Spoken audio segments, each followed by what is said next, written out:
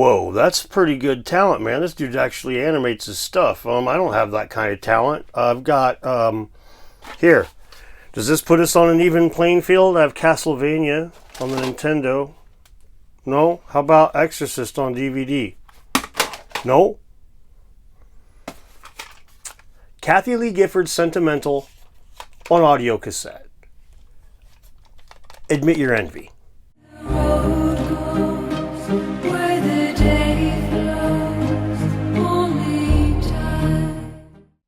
Hey guys, Josh from the Ancient History Guy here. Hello and welcome to all. I hope you're all having a fantastic day. Today we are going to once again be diving into one of Graham Hancock's theories because A, it's fun, and B, I just want to. Today we are going to be looking at the famous Vulture stone located within the complex of Gobekli Tepe. Your name's Josh? I thought it was Cody.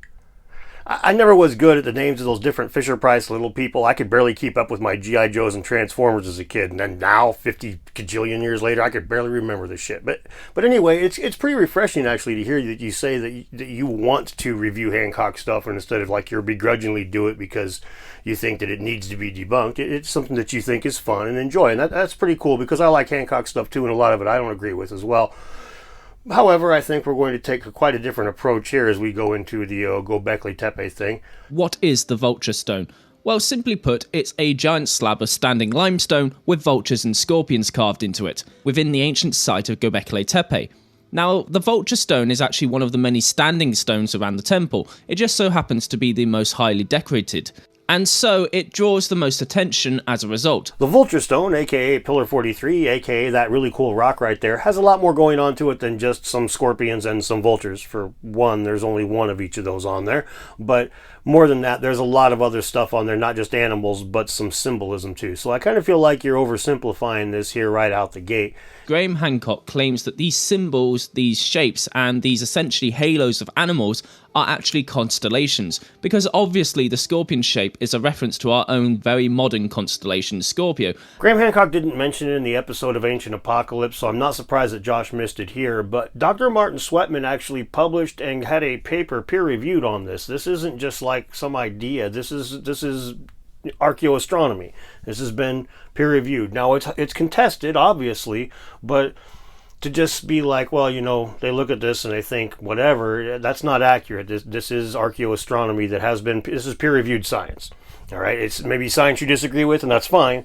It is contested science. I won't argue with that, but it is peer-reviewed science, and I think that is important to note, and it is almost always missed in these things. And again, it's probably because Hancock missed it in the episode. It's, you know, and it's the kind of thing that a lot of people just think is bullshit, so they don't bother looking up.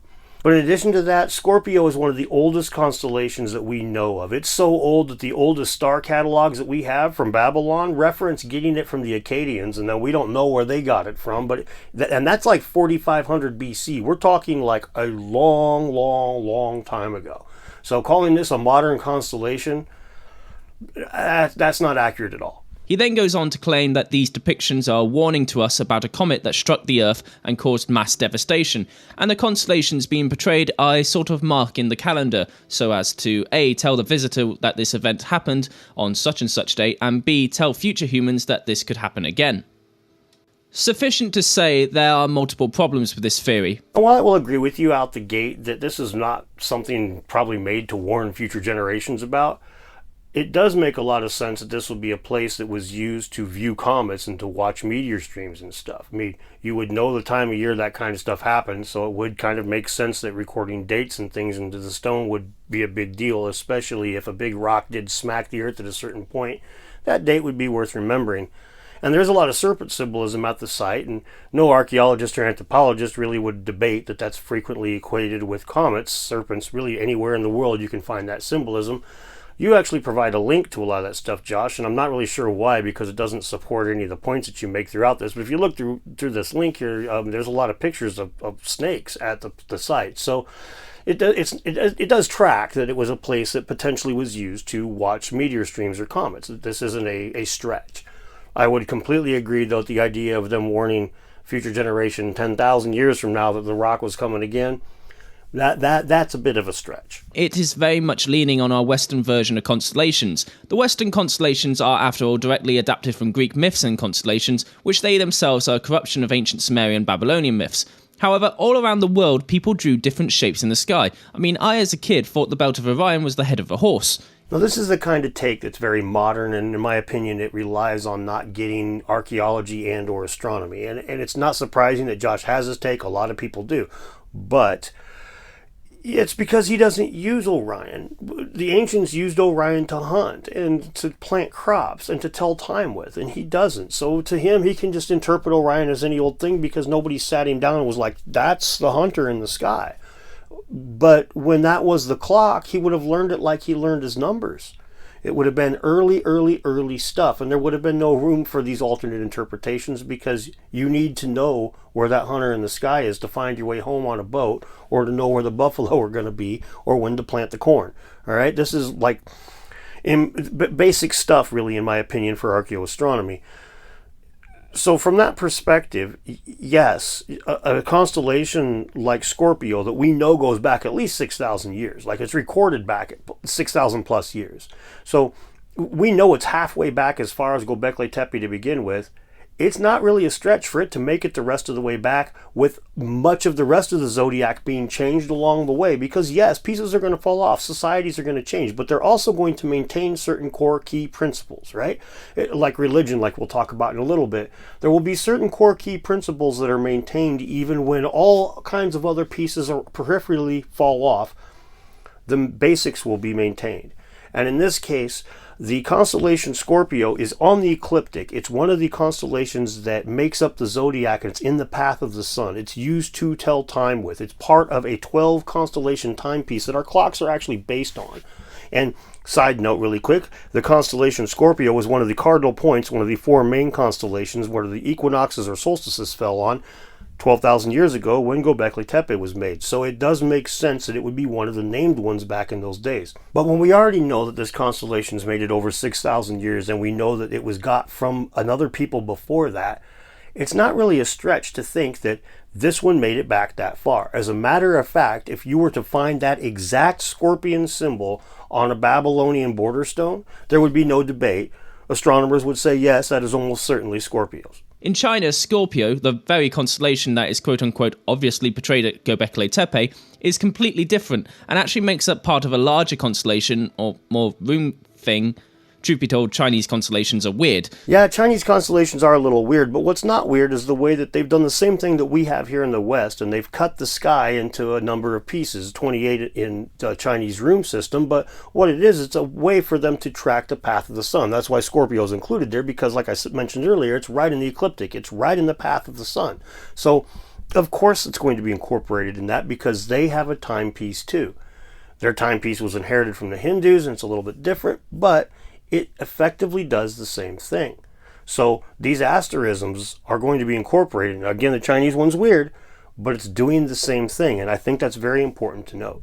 Evidence for this can be found in Indonesia. The constellation there is known as, and I'm saying the translated version here because, Lord Almighty, that is a very long name, the brooded swan or leaning coconut tree. I was excited to research this part because I don't know much about Indonesian constellations from the old days, and one of the things I found was that they call their system the Pranata Mansga, and I can't find anything in English, so I was just dumping articles into Google Translate, which gets tiring and very hard to discern what's going on, especially when some of the words don't translate.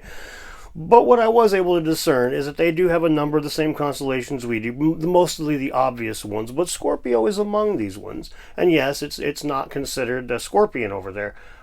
But their system, again, is derived to tell time and seems to mark the ecliptic of the sun as best I can tell, and seems to be derived from the Hindu system, the same as the Chinese system was, the way it's intertwined with more things than just farming. It's got all the fortune-telling intertwined woo like I've talked about before with the Chinese system. But anyway, it is an interesting system, but the bottom line is it's still doing the same thing, is it's telling time, and that's why that Scorpio shows up. So yeah, it doesn't have to be Scorpio in every case, but in many cases it will be. That's why we see it from Mesopotamia to Greece and now all the way to America, right? This shit spreads because it works.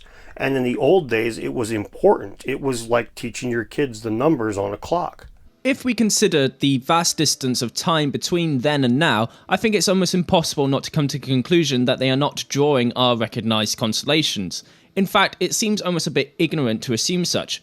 Carrying on from my statement of a vast amount of time, as Hancock rightfully points out, the sky would have been different than it is today. A, because light pollution, but also because of the way the Earth orbits and the Sun itself orbits around the Milky Way.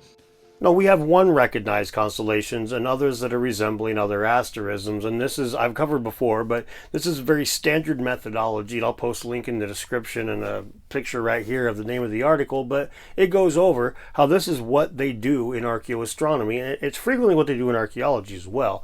They find a touchstone. When they don't have any cultural reference, like here, they don't have anybody to talk to, they don't have any writing, they find a cultural reference that they can superimpose from another culture and then try to extrapolate. And that's exactly what they've done here. They have the scorpion, they superimpose the Greek asterisms over that and see what they can find. Is it perfect? Absolutely not. But it does offer a window into a culture that we would otherwise not be able to get. So it is kind of a big deal. It's where archaeoastronomy offers, let's just be blunt about it. We have two hypotheses here that are both competing, that are both somewhat supported by evidence, but also both somewhat not supported by evidence. One is that this was a place of a skull cult, and the other one is that this was a place for meteor watching.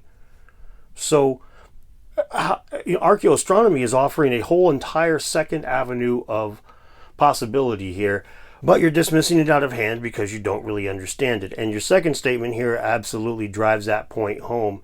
Yeah, the sky would look different then than it does now. That's why this whole celestial clock thing works. That's why we did the same thing at Hoover Dam a long time ago, as I mentioned frequently, because it's something that people do. We want others to know when we did our stuff, and we know that the stars are a way that people consistently use to tell time over millennia. So it doesn't matter what language they speak, what anything, we can tell them an approximate date using stars. So in case you haven't noticed, I am leaning heavily towards these depictions not being constellations. This is backed up by the actual archaeologists on the ground digging at Gobekli Tepe, who say this about the theory, quote, "The assumption that asterisms, familiar star patterns, are stable across time and cultures is not convincing. It is highly unlikely that early Neolithic hunters in the Upper Mesopotamia recognized the exact same celestial constellations as described by ancient Egyptians, Arabians, and Greek scholars, which still populate our imagination today. So, not even the people that are uncovering these ancient pieces of art think that they are constellations for the exact reasons I have just listed." Well, first of all, I'd point out that it doesn't matter how good they are at archaeology alone if they don't understand astronomy and they have a modern take on it like you seem to have. No offense again, Josh, but they're not going to get it. They're not going to put the pieces together because they're not going to see the pieces. It's like a math equation being handed to somebody who doesn't get math. It doesn't do them any good. Well, I'll point out why myself personally, a lot of people that are into this stuff think that this actually makes a lot of sense. Because with Scorpius occupying a piece of the sky that the sun passes through, it's going to be used across cultures like China and everywhere. It's going to be used everywhere. And if it is depicted as a scorpion and passed around, again, Turkey's not very far from Greece, from Egypt, from all this, and Mesopotamia, from all this area where this stuff shows up as scorpion. So it's not a stretch to assume that, especially when we already know for a fact it goes back over halfway that far. So it's not really a stretch to assume that at all. We've been using that constellation for over 6,000 years that we know of. And then we know that it goes back further than that because the written records tell us so. So to say that we couldn't be using it another 6,000 years, in my opinion, is kind of crazy because, again, these guys were following herds with those stars. They were going to, this was supposedly a ceremonial place, right? So they were going there a certain time of year. How did they know to go where, what time of year? By looking at the dang stars, man. So yeah. And when you talk to another community that traveled in a whole different traveling circle, you would still tell them to come when the scorpion or the lion or the twins or whatever, right? This actually isn't too dissimilar to the oldest religion in the world, Zoroastrianism, which has the body of the deceased placed on a tall tower to be naturally decomposed by the earth and scavengers. This probably explains why vultures and scorpions are so prominent. Vultures are, well, scavengers. They find corpses, they descend on them, and then they peck at it until there is nothing left but bone. The theory goes that this carving is simply portraying what happens when you perform the rites at the temple, which was clearly an important aspect of the culture that built Gobekli Tepe. Well, that doesn't really make much sense, though, does it? There's two animals depicted on that thing that might chew on a corpse, a vulture and a fox or a wolf or a dog or whatever. Everything else on there ain't scavengers. It ain't going to eat a corpse. So why are they depicted there? You going to have flamingos running around hanging out over dead bodies? It doesn't even make sense, man. And there's a bunch of that stuff on that pillar. The scorpion and the vulture being the prominent things, and the vulture being the only one that would eat a human. I don't think this tracks very good, personally. But again, I wouldn't discard this hypothesis outright, but I would say that I think there's a lot of glaring holes here that you're looking over. But in addition to that, you bring up Zoroastrianism, which the oldest records we have are like, 600 BC, something like that. And then they figure it goes back to like a couple thousand years before that. So you might say like 4,500 BC. And again, Scorpio goes back to 6,500 BC. So you have no problem with age separating Zoroastrianism from this place. You're like, oh yeah, it's just like the world's oldest religion. Maybe they were doing the same thing. But you have a problem with one constellation of the 5 or so depicted there, supposedly depicted, the 8 or something depicted there, being an exact match for the one that we have now. Now that doesn't make any sense to me. It's closer in time, and again, he superimposed one constellation onto that and worked out from there. And some of them are very compelling matches, like his match for Pisces is pretty damn good, right? So I don't know. To me, it seems like you're exercising a bit of a double standard here. You're very, very skeptical of the age separation when it's 6,000 years. But when it's 8,000 years, the age separation all of a sudden doesn't matter because that idea just makes more sense to you. So what about the comet theory? Well, I'll leave this to Andrew Collins to explain as to why this theory is so widely accepted without any evidence that the Vulture stone is portraying a comet. Quote, "It is infinitely more tempting to conclude that the Vulture stone really is a warning of impending doom from future comet impacts conveyed across time by the Gobekli builders. This is unfortunate, as despite all evidence to the contrary, such sensationalist views will continue to influence the opinions of researchers well into the future." Personally, I think focusing on the whole comet impact warning part of this is like missing the boat, because looking at it as potentially a astronomical timepiece, that is something that, like, as a core of it, could potentially pan out. Then the interpretation as to why it was picked is a different thing altogether. But in my opinion, the way that it's being just discarded by academics that don't really know a whole lot about this topic is pretty telling as to how gatekeepy this aspect of academia is. This is a place that's completely unfounded. Again, you found a few bodies there. They found some skulls that have been decorated and shit. There's really not a lot for them to hang their hat on any direction. And always they're required to superimpose ideas from other cultures that we know of much later in history to even come up with anything. Zoroastrianism, for example, you have to superimpose the ideas from a different set of ideas to look at it from a perspective that even makes sense. And that's exactly what Dr. Sweatman, or Hancock, as you keep saying, has done here in this situation. He's looked at Scorpio, superimposed from that, and built from there, looking out. It's the same as you're looking at it with the whole death cult thing. So to me, this is where the butthurt lies, is that we have two competing schools of thought here, and they both come up with different hypotheses, and one school of thought is offended by the other coming into their turf, telling them what's going on. Now, I could entirely be wrong in misinterpreting that, but from what I've seen, that seems very much the case. It seems over and over again, the people that attack these things really don't understand the basics of it. And again, it's really not, it's completely misunderstandable.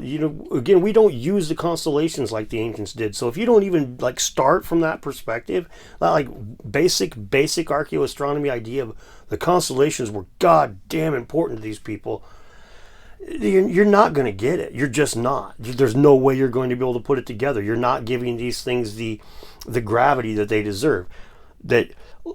I would dare say that less than 2% of all of the people that have ever lived throughout human history have not had the night sky be a huge part of their life. I mean, it's even Even to you now, you see the night sky a lot. It's a huge part of your life. Whether or not it's something that you recognize as a huge part of your life may or may not be, but it's a shared experience that we have that goes all the way back. And it's a shared experience that, again, yes, things change a little bit, but I'm seeing almost the exact same sky that they saw at Gobekli Tepe. By comparison to anything else, by comparison to language or gods or food or ideas, any of it, those stars are fucking close. So in my opinion, it really is a lens that should be held in high regard, but it's not. It's kind of pissed on. So, from all over the academic and actual real-world evidence of constellations in the real world, we can come to the conclusion that Hancock's idea that the halos of animals carved into the Vulture stone, specifically the over-reliance of the scorpion to represent Scorpio, is a load of utter rubbish. They are definitely not constellations, and if they were, the chances of the scorpion being our fairly recent depiction of Scorpio is just so far-fetched that it's almost laughable. Anyways, those are just my thoughts. What do you think? Let me know down in the comments below. No, since your Twitter looks like you pretty much never use it, I'll let you know in the comments that I made a response video to you, but I think I left all of my thoughts here, so I don't really need to explain them all a second time. You're not going to be like Pothole, are you? Anyway, honestly, I don't think that Josh is a bad guy. I think that he's missing the boat here in a way that a lot of people are. And in all honesty, you can pin some of that blame on Hancock for not highlighting that Dr. Sweatman's paper was peer-reviewed, published archaeoastronomy work. So by not acknowledging that in the episode of Ancient Apocalypse where it came up, you can't really blame people responding to it for not thinking that it is a peer-reviewed published piece of work, because so many things that Hancock parades out aren't.